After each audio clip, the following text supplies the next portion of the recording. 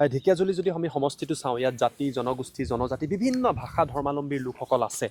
এই সকলোখিনি লোকক অশোক সিংঘাল হওক বা ভাৰতীয় জনতা পাৰ্টীৰ মিত্ৰজোঁটে নিজৰ কাষলৈ লৈ অহাত কিমান দূৰ সফল হৈছে বুলি ভাবে? কিয়নো বিগত 5 বছৰ আপুনি এই সমষ্টিটোত আছিলে, গতিকে এই প্ৰশ্নটো ক'ৰবাত নহয় ক'ৰবাত জনতাই কৰিব যে সকলো একত্ৰিত হৈ বিজেপিৰ পক্ষে আহিব নাইবা? বেছিভাগ মানুহে একত্ৰিত হৈ ভাৰতীয় জনতা পাৰ্টীৰ লগত আছে, আমাৰ লগত আছে।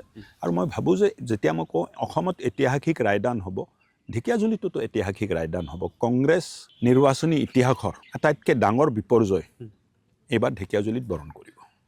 আপুনি আজি এই কথা স্পষ্টভাৱে ক'ব পৰা হৈছে? 100%। মইতো মানে প্ৰচাৰ কৰাৰ প্ৰয়োজনে মই বোধ কৰা নাই। কাৰণটো কি যে য'তে মই যাব খোজোঁ ৰাইজে কয় যে আপোনাৰ আহিব নালাগে, হৈ গৈছে, আমি চব নিজেই লাগি আছোঁ। প্ৰত্যেক ঘৰৰ মুৰব্বীৰ লগত আমাৰ মিটিং চলি আছে। 25 ঘৰ 30 ঘৰ কৰি এটা ভাগ কৰা হৈছে, খণ্ড বনোৱা হৈছে, আৰু প্ৰত্যেকটো খণ্ডত পৰিয়ালৰ মুৰব্বীসকলে বহি মিটিং কৰি আছে।